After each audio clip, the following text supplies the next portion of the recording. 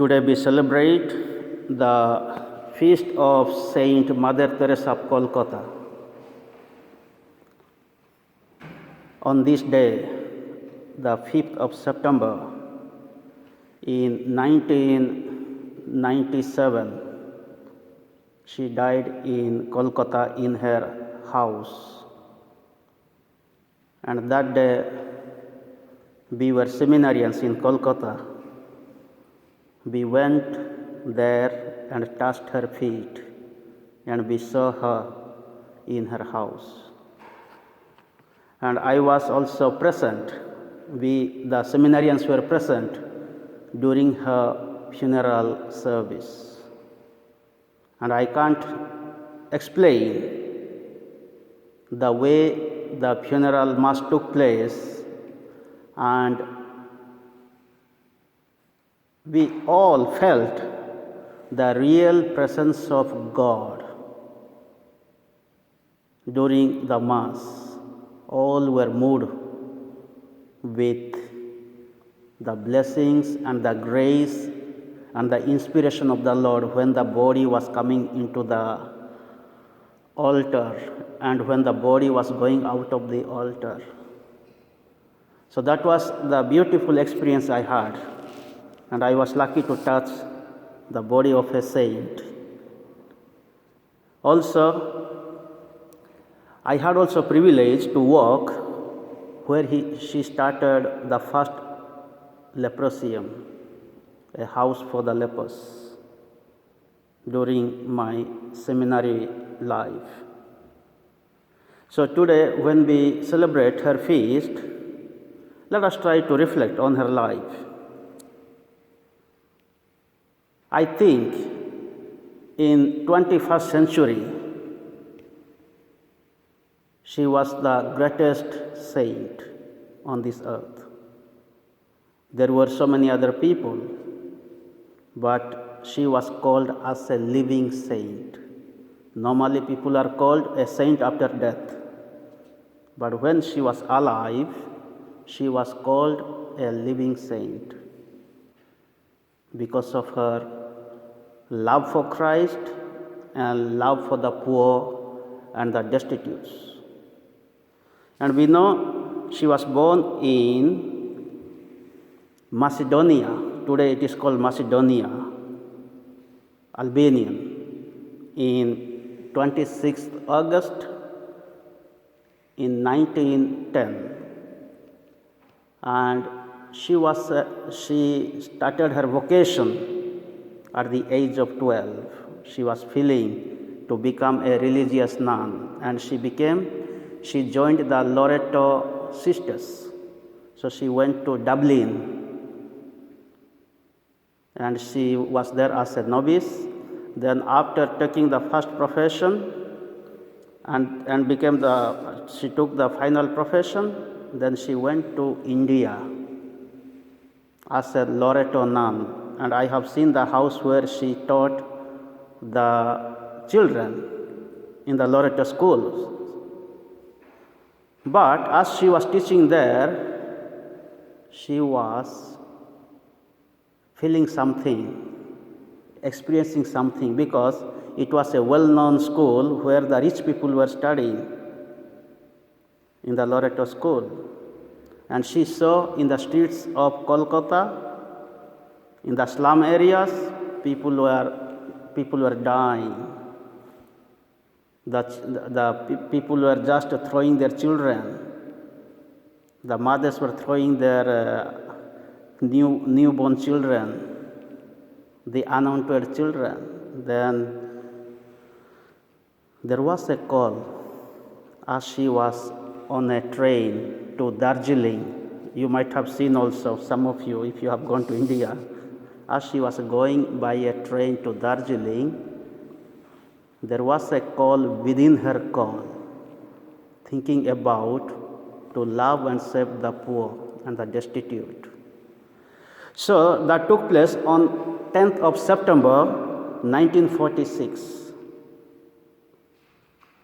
Then she decided to come out of the congregation, and she wanted to go to the street to love and serve the poor, the dying, the destitute, the unwanted children, the lepers. So this is what she came out from the congregation of Loreto. And when she came out, how she came out? They say she came out with 5 rupees. 5 rupees means 5 pence. 5 pence. And she had 2 saris. So one she has to wear, another one she has to preserve. Then she has to change when she is just changing the clothes. So this is what we find here, her total dependency, her total faith in God.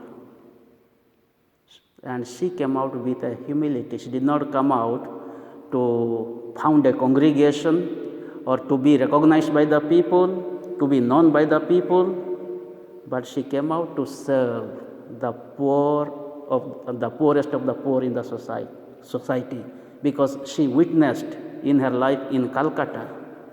If you have gone to Kolkata, you will find how people live there. And this is what she showed, her love, mercy, and her total commitment for the people. And today we find there are so many members in that congregation, and what she did, as she started working, she founded a congregation with the help of 12 more sisters. She got permission from the Vatican, Rome, and she founded the congregation called the Missionaries of Charity, MC Sisters. And she not only founded the congregation for the sisters, she founded the Contemplative Sisters congregation, she founded the Contemplative Brothers congregation, she founded the Fathers congregation also. And the number grew. And today we find, I think, in all the countries in the world almost. And she did not call the educated ones, people those who voluntarily joined the congregation to love Jesus, to love and serve the poor and the destitute. So there was no any qualifications those days, even today. But in some other religious congregations, we need some kind of qualifications to become a sister or to become a priest. But in that congregation, we don't find such qualification. But their qualification is to love and serve the Lord, to love and serve the poor with humility. From where she got all this power and the strength? She got power and strength from the Lord.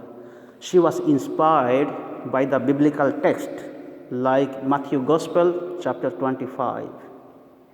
Jesus would say there, when I am hungry, you fed me. When I am thirsty, you gave me a drink. When I was in the prison, you visited me. When I was sick, you came to see me. So she was inspired by this biblical text.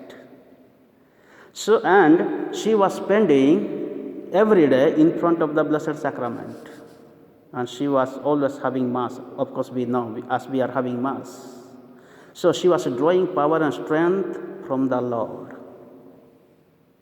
Then she was loving and serving the people. So this is what she became so famous in the world, and she did a lot of work. And today we find Mother Teresa congregations everywhere. She came out with 5 rupees and 2 saris. You see how God blessed her with plenty. So when we do the Lord's work with humility, obedience, doing God's will, God can bless us with plenty. She was invited to go to China. We know it was it was a communist country, but they put one condition: we give you everything, all the facilities, but don't bring any priests. We don't want priests.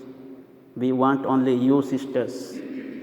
And what she said, I cannot go to China without a priest, because the priest can't give us or bring Jesus in the Blessed Sacrament, in the Holy Eucharist. So without priest, I cannot go and work. You may give me millions of pounds or dollars, but I am not ready. So this is what we need to understand, is that how she loved the Eucharist, how she loved Jesus, how she loved the Blessed Sacrament, spending time in prayer, getting a lot of power and strength from the Lord. Today, when we celebrate this Eucharist, let us pray through this saint. She is known as the Saint of Mercy.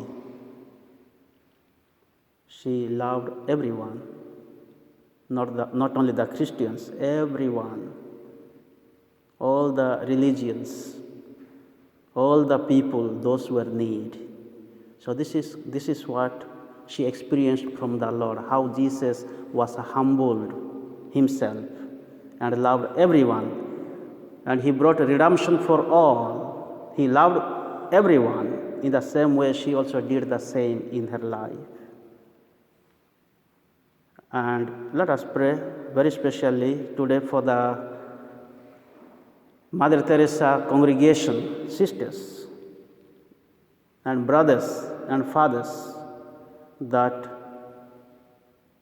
they may continue to love God and save the people, and they may get more vocations in the church, that they may establish God's kingdom on this earth. She received so many awards. Even she received the Nobel Peace Prize. Even she received in India the highest civilian award, Bharat Ratna. She received the award from USA, from the world, and all she made use of for the well-being of others. So whatever she had, possessions or money, she always made use of for the poor, for the needy. So let us also be generous in our life and service.